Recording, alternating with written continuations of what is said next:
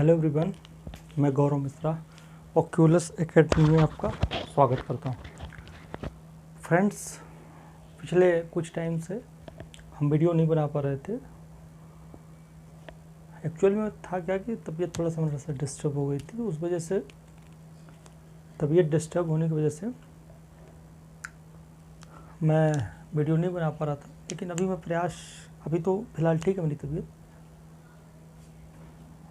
मैं प्रयास यही करूँगा कि मैं रेगुलर वीडियो बनाता रहूँ और जब तक आपका 19 जून नहीं आ जाता तब तक हम प्रयास करेंगे कि यूनिट 9 के एक बड़े पोर्शन को यहाँ पे कंप्लीट कराया जाए, जो कि आपके एग्ज़ाम में आपकी मदद कर पाए। ये वीडियो बनाने का उद्देश्य इतना है कि आपकी मेहनत को आसान किया जा सके। जो चीज़ आपको पढ़ने में हो सकता है कि 4 घंटे, 5 घंटे, 6 घंटे लगे, वो इस वीडियो के माध्यम से आपको 10 मिनट या 15 मिनट में चीज़ें कवर हो जाएं। बस एक बार देखने की ज़रूरत है। तो इसका मूलभूत उद्देश्य वही है, अर्थात आपकी मेहनत को इतना कम कर दिया जाए, इतना रिड्यूस कर दिया जाए, ताकि आप इस मेहनत को जो आप करने वाले हो इसमें 4 से 5 घंटे, वो आप किसी और सब्जेक्ट पे लगा पाओ, तो आपके पोटेंशियल का सही जगह यूज हो पाए। क्योंकि ऐसा तो है नहीं कि सिर्फ यूनिट 9 ही आपको एग्ज़ाम में क्वालिफाई करा देगी या पास करा देगी। सारे यूनिट, जितने भी 10 यूनिट है, वो सारे यूनिट आपके लिए इम्पोर्टेंट है। तो जो ऊर्जा आप यहाँ पे खर्च करना चाहते हो, वो मैं प्रयास कर रहा हूँ कि आपको उतनी ऊर्जा यहाँ पे ना खर्च करनी पड़े। अभी तो यहाँ की ऊर्जा दूसरी जगह लगाओ। जैसे यूनिट 7 बहुत बड़ा है, उस पर लगाइए। यूनिट 10 पे लगा सकते हैं, आसान है थोड़ा सा। हिस्ट्री पॉलिटी पे अब समय आ गया है कि आप ऊर्जा लगाइए। तो ऐसी जगह करंट पे ऊर्जा लगाइए। तो यहाँ पे अगर ऊर्जा लगाएंगे तो आपको उसका बेनिफिट मिलेगा। बाकी ये पोर्शन में प्रयास करूँगा कि एक बड़ा पोर्शन में इसका कवर करा दूँ। ठीक है, तो चलिए स्टार्ट करते हैं। आज हम एक नया टॉपिक है, जैसा कि यहाँ पे आपको दिख रहा होगा, इलेक्ट्रॉनिक्स, ट्रांजिस्टर, अर्धचालक। कहने का मतलब ये है कि आज हम जो टॉपिक पढ़ने जा रहे हैं वो इलेक्ट्रॉनिकी का है। ये टिपिकल टॉपिक होता है, इस पर पकड़ बनाना बहुत कठिन काम है। और जब मैं वीडियो बना रहा हूँ तो ये समझिए कि कल से मैं इस पर काफ़ी ज़्यादा स्टडी कर रहा हूँ, काफ़ी ज़्यादा सर्चिंग कर रहा हूँ नेट पे, क्योंकि किताबों की भाषा समझ में आती नहीं। तो उसमें काफ़ी ज़्यादा मैंने सर्च किया, एनालिसिस किया, फिर जाके मैं, हालांकि मेरी ब्रांच भी इलेक्ट्रॉनिक्स रही है, लेकिन वो तब की बात और थी, अब की बात और है। समय गुजरने के साथ चीज़ें दिमाग में रख पाना एक बड़ी चुनौती होती है। तो उन सब चीज़ों को अपन ने कलेक्ट किया, जो अपना भूतपूर्व नॉलेज था, अपन ने जिस ब्रांच से किया था वो भी अपनी ब्रांच से कनेक्टेड है, इलेक्ट्रॉनिक्स एक चीज़। दूसरी चीज़ कि फिर मैंने इसकी स्टडी की, तो इसमें मेरे को काफ़ी ज़्यादा इम्प्रूवमेंट मिला, काफ़ी सारी चीज़ें मेरे को रिकॉल हुई। चलिए स्टार्ट करते हैं। इलेक्ट्रॉनिक्स, तो देखिए इलेक्ट्रॉनिक्स का मतलब ये होता है कि कोई भी ऐसा उपकरण हो, कोई भी ऐसा उपकरण जो कम विभव या कम इलेक्ट्रिसिटी पे काम करे, कम विद्युत धारा पे, कम विभव पे काम करे। ठीक है, उसको अपन क्या कहते हैं, इलेक्ट्रॉनिकी कहते हैं। ठीक है, कुल मिला के सीधे सी बात, एकदम सीधी सिंपल भाषा में समझिए कि कोई भी उपकरण इलेक्ट्रॉनिक का, जैसे ट्रांजिस्टर ले लीजिए, डायोड ले लीजिए, ट्रायोड ले लीजिए, या कुछ भी ले लीजिए, उन पे हमको बहुत ज़्यादा ऊर्जा की ज़रूरत ना पड़े, हल्की सी इलेक्ट्रिसिटी प्रोवाइड करें कि अपना काम चालू कर दे, बस इसी को कहते हैं इलेक्ट्रॉनिकी। इलेक्ट्रॉनिकी का मतलब थोड़ी सी आपने ऊर्जा दी, अपना काम धड़ा उसने चालू कर दिया। उसमें बहुत ज़्यादा आपको ना ऊर्जा देने की ज़रूरत है, ना सिग्नल, ना इलेक्ट्रिसिटी, ये सब चीज़ों की ज़रूरत नहीं है, थोड़े से में भी काम चल जाएगा। यही कारण है कि आज पूरी दुनिया में जितने भी डिजिटल आइटम्स, जैसे टीवी, रेडियो, है ना, फ्रिज, कूलर भी कह सकते हो, या और भी जितने भी इलेक्ट्रॉनिक आइटम होते हैं, उन सब में इलेक्ट्रॉनिकी के जो उपकरण हैं उनका उपयोग किया जाता है। क्यों?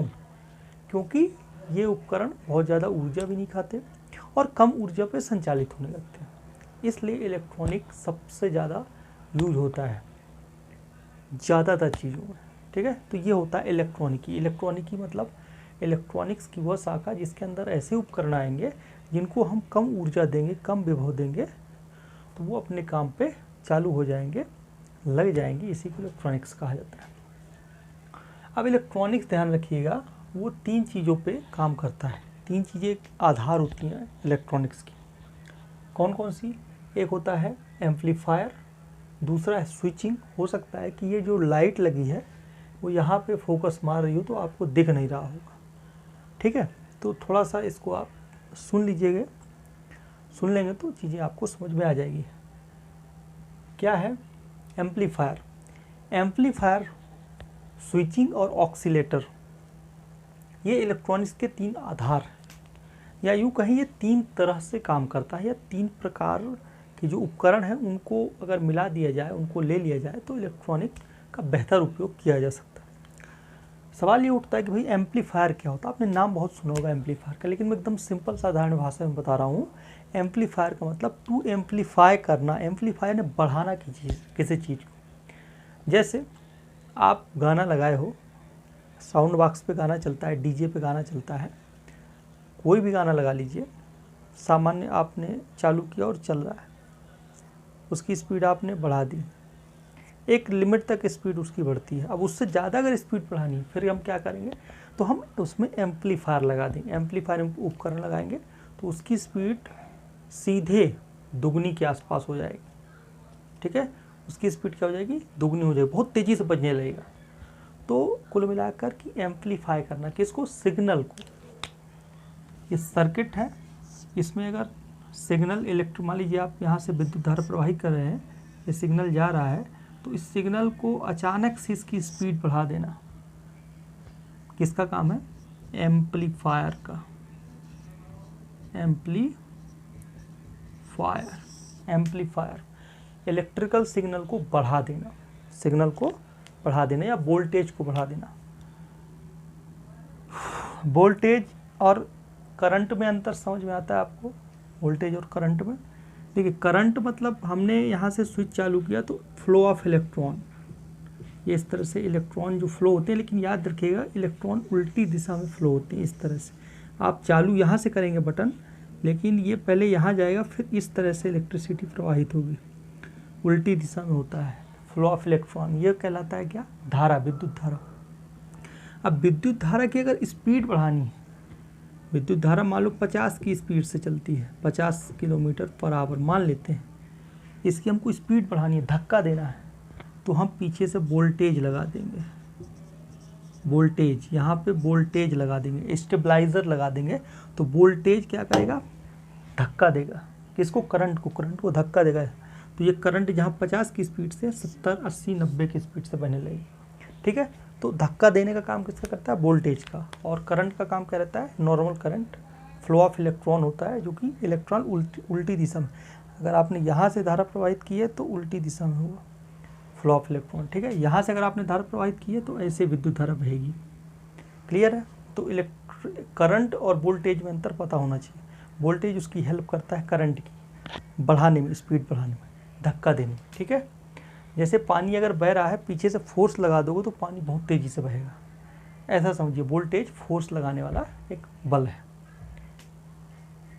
तो एम्पलीफाई क्या करता है? एम्पलीफाई का काम भी वोल्टेज जैसा ही है, लेकिन वोल्टेज और एम्पलीफाई में थोड़ा सा अंतर है। ये एक उपकरण है और ये एक सिग्नल है।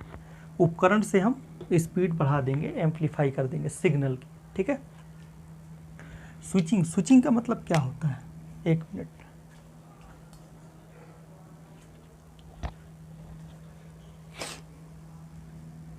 देखिए स्विचिंग जो होता है ना,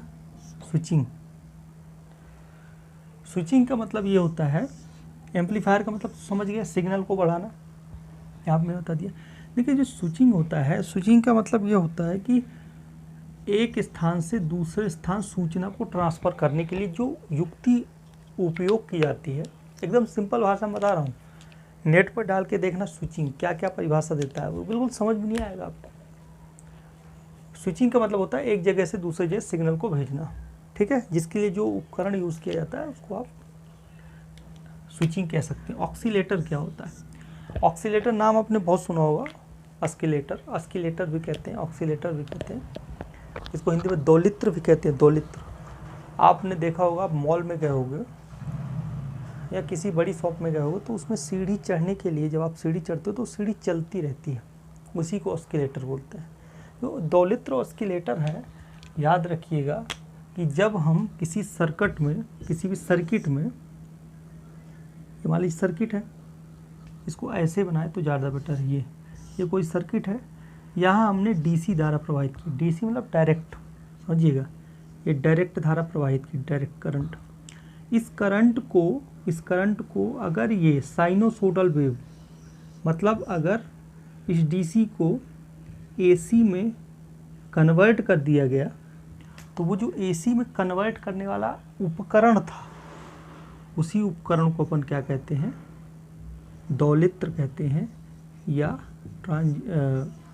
ऑस्किलेटर कहते हैं। सीधी धारा चल रही है, उस धारा को क्या कर दिया इसने,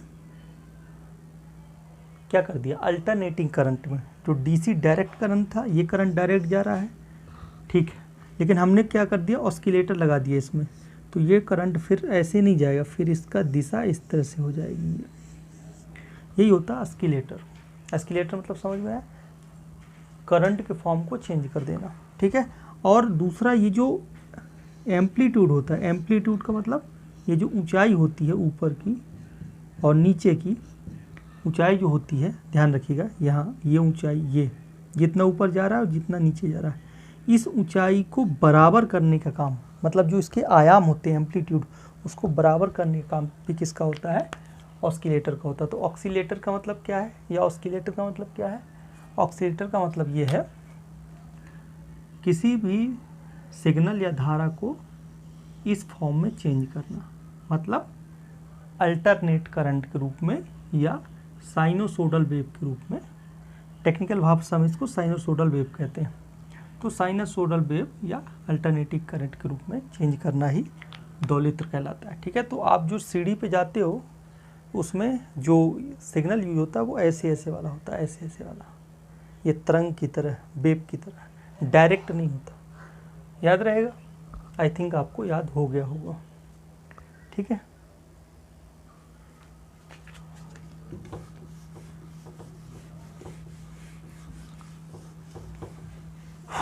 तीन चीज़ें तो आपके समझ में आ गई होंगी। अब चलती है इलेक्ट्रॉनिक्स का विकास कैसे हुआ, डेवलपमेंट ऑफ इलेक्ट्रॉनिक्स। ये मैंने एक डायग्राम बनाया, इससे मैं आपको समझाऊंगा इलेक्ट्रॉनिक्स का विकास।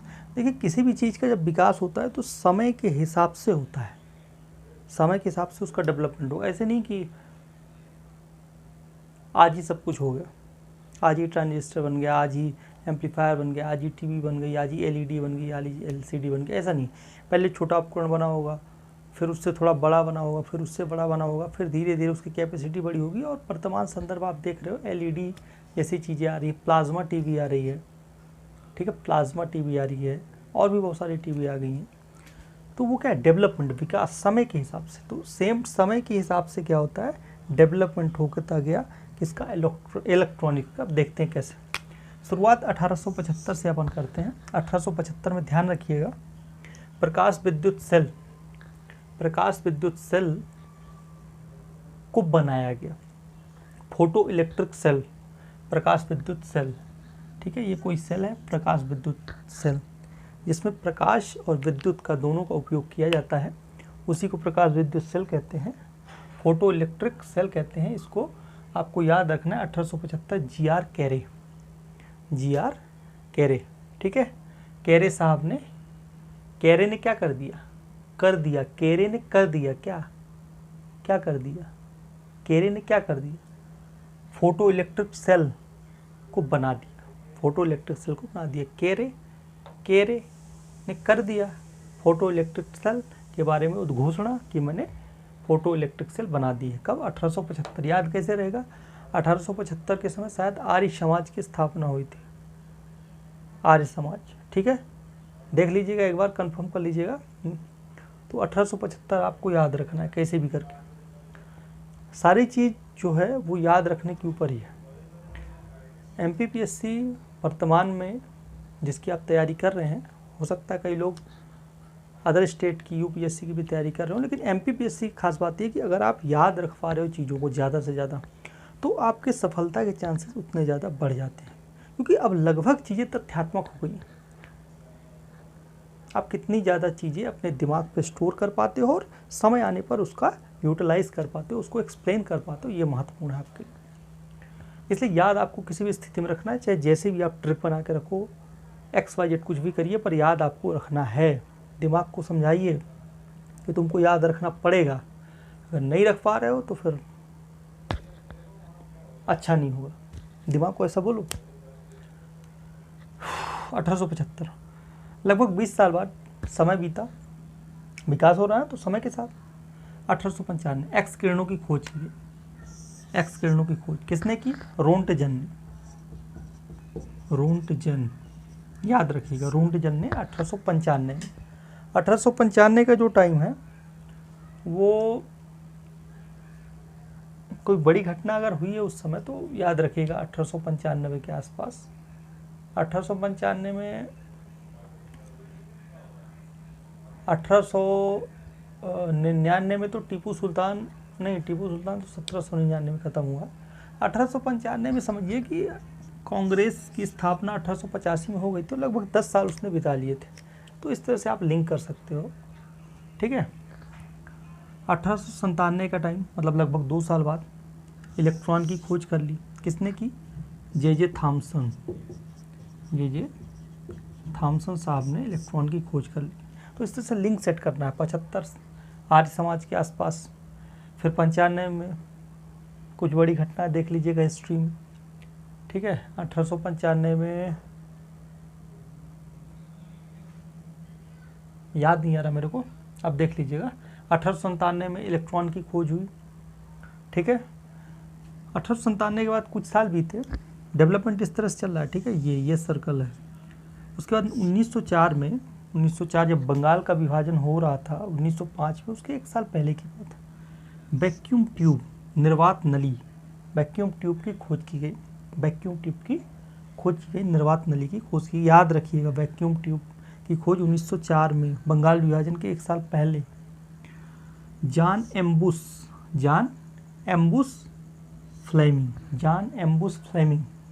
फ्लेमिंग के बारे में याद रखना। फ्लेमिंग 1904, ठीक है। फ्लेमिंग ट्रिक बना के याद कर लेना। फिर 3 साल बीते, ये तो आपको याद होगा। 1907 सूरत अधिवेशन में कांग्रेस के गरम और नरम दल में विभाजन हो गया था। तो याद रखिएगा, जब वो विभाजन हो रहा था तो ट्रायोड बन गया था, ट्रायोड का आविष्कार हो गया था। कांग्रेस 3 धुरी में बट गई थी, गरम दल, नरम दल, एक मेन कांग्रेस। समझने के लिए बता रहा हूँ, कांग्रेस 2 भागों में बट गई थी, लेकिन हम 3 मान लेते हैं, ट्रायोड चूंकि आविष्कार हुआ है तो एक गरम हो गया, एक नरम हो गया और एक मूल कांग्रेस हो गया, लेकिन हुआ एक्चुअल में 2 भागों में था। तो ट्रायोड 3 भागों में, 1907 सूरत अधिवेशन, कांग्रेस का विभाजन, इस तरह से लिंक करिए, ठीक है ना। और फिर ट्रायोड का जो यूज होता है वो किस में होता है? एम्पलीफायर के रूप में, इलेक्ट्रॉनिक एम्पलीफायर के रूप में ट्रायोड का यूज़ किया जाता है। एम्पलीफायर मतलब सिग्नल को बढ़ाना। अच्छा, किया किसने था 1907 में? तो फॉरेस्ट ने। फॉरेस्ट, ध्यान रखिए, लीडी फॉरेस्ट जंगल में रहे होंगे और ट्रायोड बना दिए होंगे जंगल में, ट्रायोड 1907, ठीक। उसके बाद याद रखिएगा 1912 और 13 का टाइम। 1912 में वही फॉरेस्ट, जो फॉरेस्ट ने अभी ट्रायोड बनाया है, उसी फॉरेस्ट ने ट्रायोड बनाया, ठीक है, ट्रायोड बनाया। और साथ में ध्यान रखिएगा कि इस ट्रायोड को दौलित्र के रूप में उपयोग किया गया। मतलब ये जो ट्रायोड फॉरेस्ट ने बनाया था, तो 1912 में 4-5 साल बाद इसको यूज कर दिया कहाँ पे? दौलित्र। ऑस्किलेटर मतलब जहाँ पे सिग्नल को चेंज किया जाता है, ठीक है। जो उपकरण सिग्नल को डायरेक्ट करंट से अल्टरनेटिंग करंट में, ठीक है ना, या सिग्नल के फॉर्म को चेंज किया जाता है, वही दौलित्र है। तो दौलित्र के रूप में ट्रायोड का यूज किया गया, ठीक है। और फिर बाद में क्या हुआ कि इस ट्रायोड और दौलित्र की वजह से ही 1920 में अमेरिका में क्या हुआ? रेडियो का प्रसारण हुआ। तो ये आपको याद रखना है कि जब 1920 में अमेरिका में रेडियो का प्रसारण हुआ, भारत में उस समय असहयोग आंदोलन की भूमिका बन रही थी 1920 में, ठीक है। 1919 का अधिनियम है, उसके बाद भूमिका बन रही थी 20 में। उसी समय किसका आविष्कार हो गया था, या रेडियो प्रसारण अमेरिका में हो रहा था। सोचो अमेरिका कितना आगे था हम लोगों से। हम लोग तो इतना ज़्यादा सोच नहीं पा रहे थे उस समय रेडियो टेलीविज़न के बारे में, लेकिन अमेरिका में प्रसारण हो रहा था 1920 में, तो याद रखना ये वही 1920 में रेडियो का प्रसारण। क्लियर है?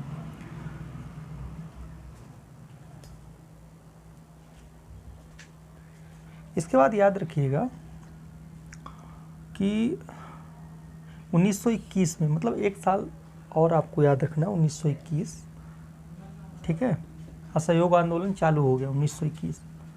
निर्वात नली, ध्यान रखिएगा, निर्वात नली को में क्या किया गया कि मैग्नेट्रॉन पैदा किया गया है। जो वैक्यूम ट्यूब का आविष्कार तो हो गया था, कहाँ पे हुआ था? ये वैक्यूम ट्यूब पर। तो वैक्यूम ट्यूब में अगर मैग्नेट्रॉन का मतलब ये है कि मान लीजिए ये वैक्यूम ट्यूब है, इसमें हम क्या करते हैं, फ्लो ऑफ इलेक्ट्रॉन कराते हैं, इलेक्ट्रिसिटी या विद्युत धारा प्रवाहित कराते हैं। तो इससे क्या होता है कि छोटी छोटी सूक्ष्म तरंगे निकलती हैं, सूक्ष्म तरंगे, शॉर्ट वेव निकलती हैं, उन्हीं तरंगों को हम मैग्नेट्रॉन कहते हैं। तो मैग्नेट्रॉन का यूज़, ध्यान रखिएगा, मैग्नेट्रॉन का यूज़ कब किया गया था?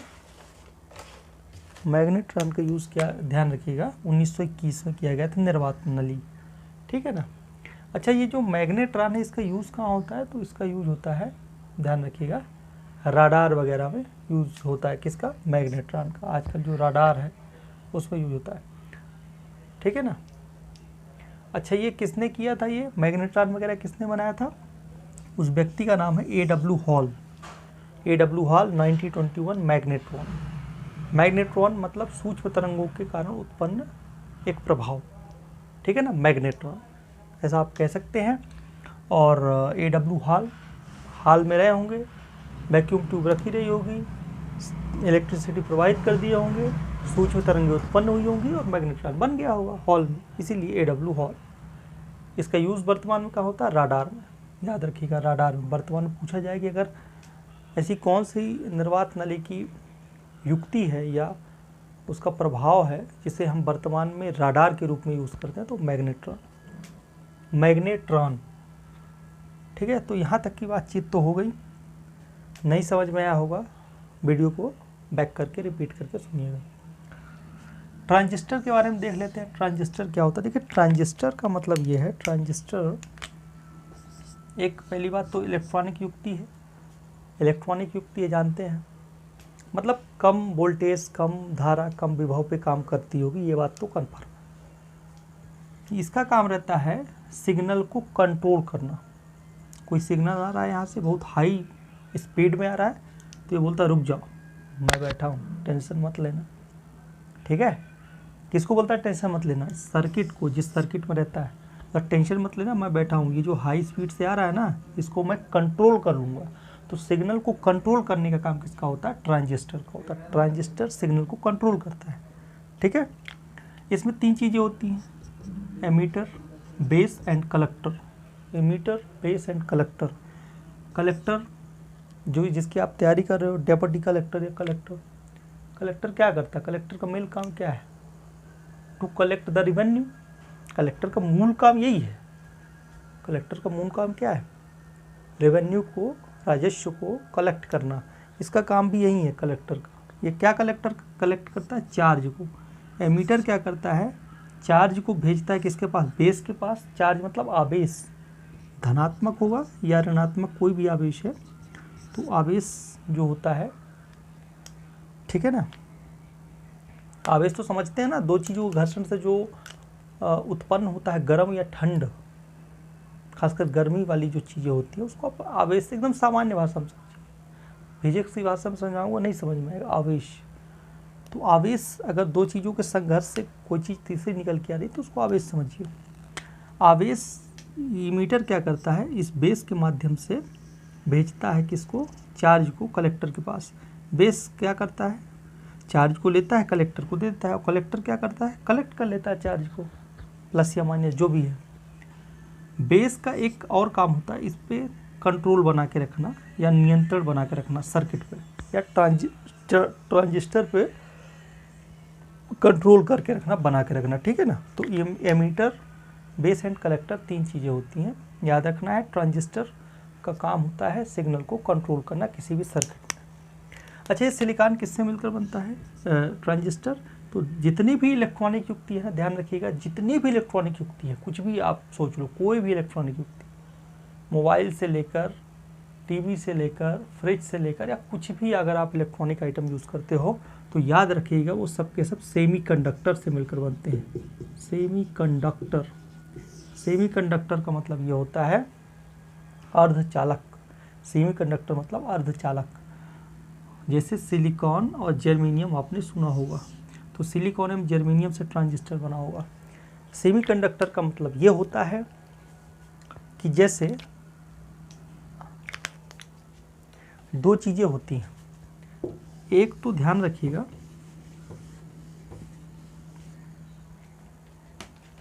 याद रखिएगा, एक तो होता है कंडक्टर यानी चालक और दूसरा होता है कुचालक। आपने सुना होगा, पढ़ा भी होगा, चालक कुचालक। ये सेमीकंडक्टर एक्चुअल में इसको कहते हैं अर्धचालक। नाम से स्पष्ट, अर्धचालक मतलब ना तो ये चालक है ना तो कुचालक है, लेकिन ये आधा चालक है। आधा चालक भी है, आधा कुचालक भी है, अर्धचालक। आप समझना कैसे। मान लीजिए एक लोहे की छड़ है, आपने यहाँ से इसको गर्म किया, क्या किया, गर्म किया या इलेक्ट्रिसिटी प्रोवाइड की, तो ये इसमें बहुत सारे क्या होते हैं, इसमें बहुत सारे इलेक्ट्रॉन होते हैं, बहुत सारे परमाणु होते हैं। जैसे ही आपने धारा या ऊष्मा दी इसको, तो ये क्या करेगा, पहला वाला एनर्जी लेगा और इस एनर्जी को खाएगा पेट भर। पेट जैसे ही भरेगा दूसरे को देगा, ये भी खाएगा, इसको देगा, तीसरे को देगा, चौथे को देगा, पाँचवें को देगा, छठे को देगा, सातवें को। ऐसे पूरे परमाणुओं पे एनर्जी एक जगह से दूसरी जगह ट्रांसफ़र हो जाएगी और अंततः ये जो छड़ है वो गर्म हो जाएगी। क्या हो जाएगी, गर्म हो जाएगी। ऊर्जा का ट्रांसफ़र हो गया एक जगह से दूसरी जगह फटाक से, बहुत जल्दी। वहीं अगर हम एक कांच ले लें, एक ग्लास ले लें, यहाँ पे हम इलेक्ट्रिसिटी या विद्युत धारा प्रवाहित करें या इसको गर्म करें, तो ये बताइए कि यहाँ के जो परमाणु हैं क्या वो जल्दी से ट्रांसफ़र कर पाएंगे एनर्जी को, और क्या ये कांच की गिलास गर्म हो पाएगी, नहीं हो पाएगा। आप कितना भी इलेक्ट्रिसिटी या ऊष्मा दे दो, ये एक जगह से दूसरी जगह ऊर्जा को ट्रांसफ़र करेंगे ही नहीं, और ऊर्जा जब एक जगह से दूसरी जगह ट्रांसफ़र होगी नहीं तो ये गर्म होगा नहीं। मतलब ये कुचालक है, जहाँ पे विद्युत धारा प्रवाहित नहीं हो पा रही है, ऊष्मा एक जगह से दूसरी जगह नहीं जा पा रही है, वो कुचालक है। जहाँ पे जा पा रही है चालक है। तो ये अर्धचालक है। अर्धचालक मतलब सामान्य अवस्था में इसमें विद्युत धारा प्रवाहित नहीं होगी, लेकिन अगर आपने इसको थोड़ा सा क्या कर दिया, ताप दे दिया, टेम्परेचर दे दिया, या इसमें कोई आपने अशुद्धि मिला दी, कोई डोपिंग कर दी, अशुद्धि मिलाना ध्यान रखना, अशुद्धि मिलाई, डोपिंग कर दी, तब ये चालक की भांति काम करने लगता है और फिर इसमें आप विद्युत धारा प्रवाहित करोगे तो वो एक जगह से दूसरी जगह प्रवाहित होने लगेगी। तो अर्धचालक का मतलब जो ना तो चालक है ना कुचालक है, लेकिन अगर हम उसमें अशुद्धि मिला दें, अर्धचालक में जैसे सिलिकॉन जर्मेनियम में अगर अशुद्धि मिला दें, ट्राइवेलेंट या पेंटावेलेंट, अभी देखेंगे क्या है, तो वो चालक की भांति व्यवहार करने लगता है, अर्थात उसमें विद्युत धारा या ऊष्मा का प्रवाह होने लगता है। ठीक है।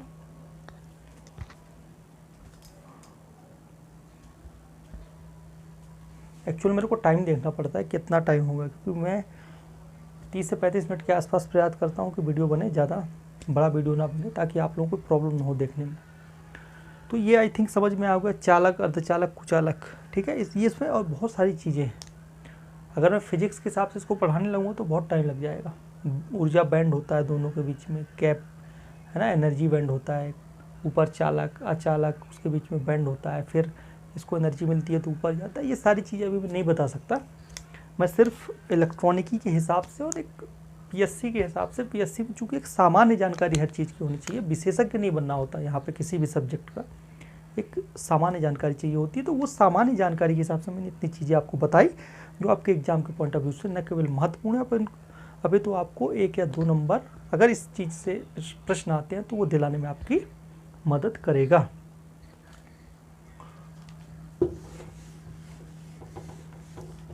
चलिए अब बात करते हैं सेमीकंडक्टर की, अर्धचालक। इसके बारे में हमने सब कुछ बता दिया।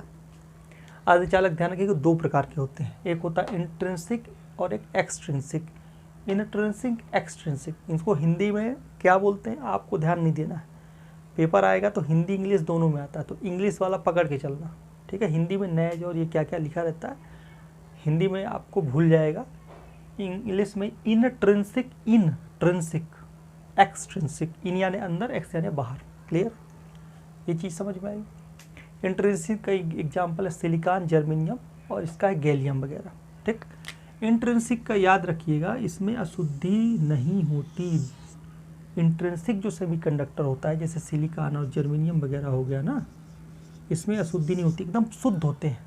तो शुद्ध वाले क्या है, इंट्रिंसिक। देखो इनका मतलब अंदर, इनके अंदर अशुद्धि नहीं होगी, पूर्णतः शुद्ध होंगे, इंट्रिंसिक। एक्सट्रिंसिक, इनके बाहर अशुद्धि होगी, इनके बाहर अशुद्धि होगी, ठीक है।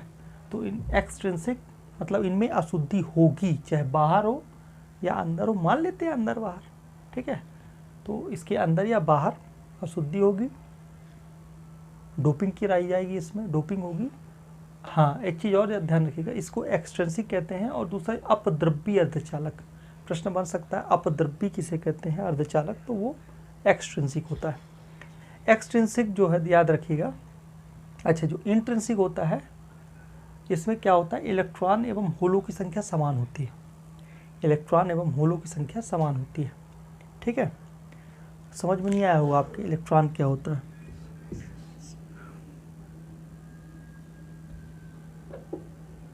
जैसे मान लीजिए कोई परमाणु है, इसमें बहुत सारे इलेक्ट्रॉन हैं, तो इलेक्ट्रॉन तो समझ में आ रहा है बहुत सारे हैं, लेकिन जब ये इलेक्ट्रॉन अपनी जगह छोड़ देते हैं, हट जाते हैं, तो वहाँ पे क्या हो जाता है, गैप हो जाता है, इस तरह से गैप हो जाता है, उसको बोलते हैं होल।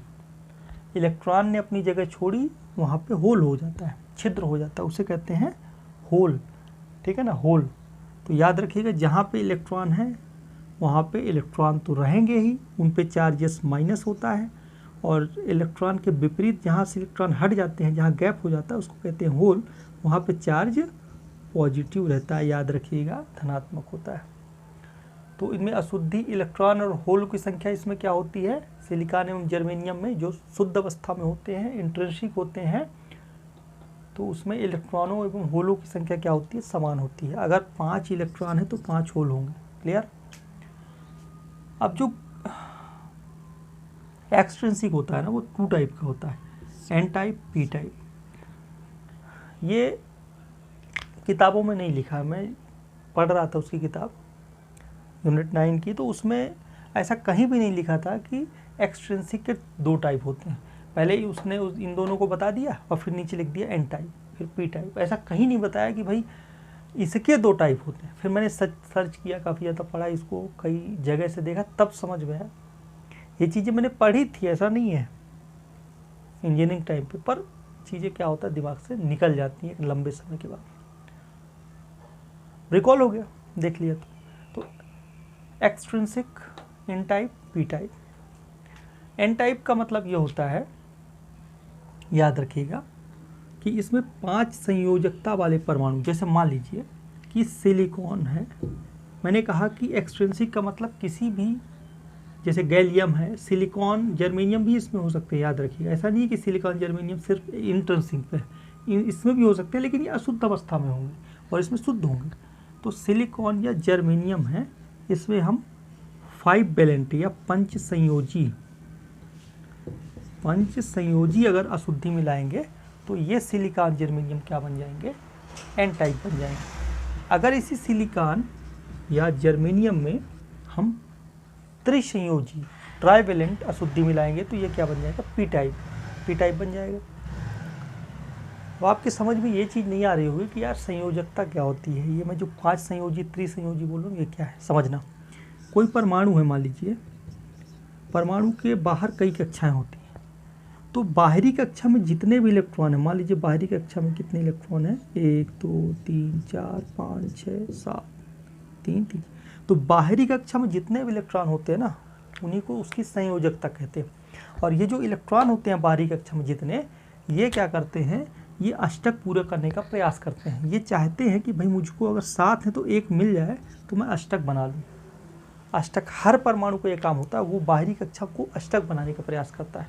तो वो अगर कम इलेक्ट्रॉन है, 1 2 है यहाँ से, तो त्याग देगा और अपनी अंदर वाली कक्षा में अष्टक बना लेगा। और अगर बाहर वाली कक्षा में मान लीजिए 5, 6, 7 है तो वो 1, 2 लेने का प्रयास करेगा और अष्टक बनाने का प्रयास करेगा। तो आप कह सकते हो कि बाहरी कक्षा में उपस्थित इलेक्ट्रॉन जो अष्टक बनाने का प्रयास करता है संयोजकता कहलाती है, या सिंपल भाषा में बाहरी कक्षा में उपस्थित इलेक्ट्रॉन को ही संयोजकता कहते हैं। तो यहाँ पे जो परमाणु हम डोपिंग कराएंगे सिलिकॉन या जर्मेनियम के साथ, ये कोई परमाणु है, इसके बाहरी वाली कक्षा में कितने इलेक्ट्रॉन होंगे? 5 इलेक्ट्रॉन होंगे। और यहाँ पे जब हम अशुद्धि मिलाएंगे तो इसके बाहरी वाली कक्षा में 3 इलेक्ट्रॉन होंगे, 3 इलेक्ट्रॉन होंगे, ठीक है, याद रखिएगा।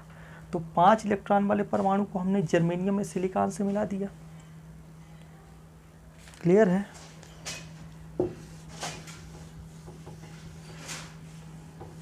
मिला दिया।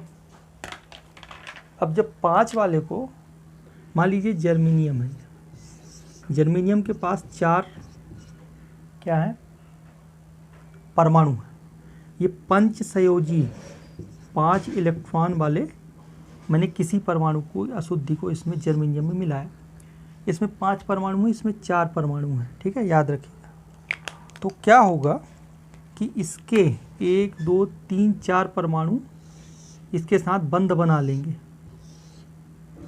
बॉन्ड बना लेंगे, ठीक है। लेकिन एक परमाणु जो ये बच गया है ये क्या करेगा? यहाँ से हट जाएगा। और ये चूँकि कोई ना कोई पदार्थ होगा, पूरा पदार्थ के अंदर ही तो परमाणु रहते हैं, तो ये हटेगा और इस परमाणु में ये मुक्त रूप से बहने लगेगा। और इस मुक्त रूप से बहने से इसमें धारा प्रवाहित हो जाएगी। किसमें? इस पदार्थ में। चूँकि ये इलेक्ट्रॉन है तो धारा प्रवाहित होगी, और धारा किसके कारण प्रवाहित होती है? इलेक्ट्रॉन के कारण। इलेक्ट्रॉन कैसा चार्ज होता है? Minus charge. इसलिए याद रखिएगा एन टाइप में हमेशा ऋणात्मक आवेश होता है। मैंने बता दिया क्यों? क्योंकि इसमें 4 परमाणु हैं, इसमें 5 हैं, तो 4 तो आपस में मिल जाएंगे, लेकिन एक बच जाएगा। एक बचेगा तो हटेगा। बोला मेरा काम ही नहीं है यहाँ पे, मेरे को बंद बनाना नहीं है।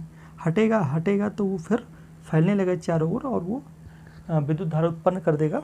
चूँकि विद्युत धारा इलेक्ट्रॉन के कारण होती है, इलेक्ट्रॉन नेगेटिव होता है, इसलिए यहाँ पे याद रखिएगा कि आवेश ऋणात्मक होता है।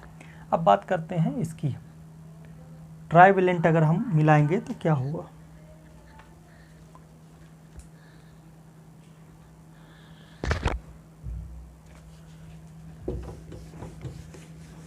ध्यान से समझिएगा, काफ़ी टेक्निकल चीज़ें। जैसे मैंने ये जर्मेनियम है, ठीक है, जर्मेनियम के पास 4 परमाणु हैं। मैंने यहाँ से एक परमाणु लिया, उसके पास 3 ट्राइवेलेंट मतलब 3 परमाणु उसकी बाहरी कक्षा में। तो अब याद रखिएगा 3 तो बंध बना लेंगे, लेकिन एक बच जाएगा। अब ये बच जाएगा, बोले यार ये 3 लोगों ने बंध बना लिया, एक बच गया। किसका बचा? जर्मेनियम का बचा। और पिछली बार क्या था? उस 5 वाले परमाणु जो मिलाए थे उसका बचा था, तो वो इलेक्ट्रिसिटी पैदा कर दिया था। लेकिन ये जर्मेनियम के अंदर बच गया है, तो ये नाराज होकर हट जाएगा। यहाँ से हटेगा तो यहाँ पे क्या हो जाएगा? एक रिक्त स्थान हो जाएगा। इस रिक्त स्थान को बोलते हैं होल। क्या बोलते हैं? होल। क्योंकि ये जर्मेनियम के अंदर है और यहाँ से इसको सम्मान नहीं मिला, इसका एक जो बॉन्ड है, जो बंद होना चाहिए, वो नहीं बना। क्योंकि यहाँ पे 3 ही थे ना, 3 लोग थे, तो 3 से मिल गया बंद, एक बच गया तो नाराज हो गया। अगर इसका एक बचा होता तो ये नाराज नहीं होता, क्योंकि ये मिल रहा है। और चूंकि ये होम टाउन पे है, अपने घर पे है, और इसको आपने एक इसका बचा दिया, बाकी 3 मिल गए, तो नाराज हो गया तो हट गया तो यहाँ से जगह हो गई। इसी जगह बोलते हैं होल। और होल हमेशा क्या होता है? इलेक्ट्रॉन के अपोजिट होता है। इलेक्ट्रॉन हटेगा तभी तो होल बना है, तो ये पॉजिटिव होगा। तो ध्यान रखिएगा, पी टाइप क्या होता है? धनात्मक आवेश होता है। पी टाइप पे धनात्मक आवेश, एन टाइप पे ऋणात्मक आवेश, ठीक है। तो टाइम ज़्यादा हो गया है, वीडियो थोड़ा सा लंबी हो गई, उसके लिए मैं सॉरी बोलता हूँ, लेकिन ये काम की चीज़ें थी, इसलिए थोड़ा सा वीडियो को एक्सपांड करना पड़ा। आज की बातचीत हम यहीं पे कंप्लीट करते हैं। अगली क्लास में हमारी फिर मुलाकात होगी। धन्यवाद।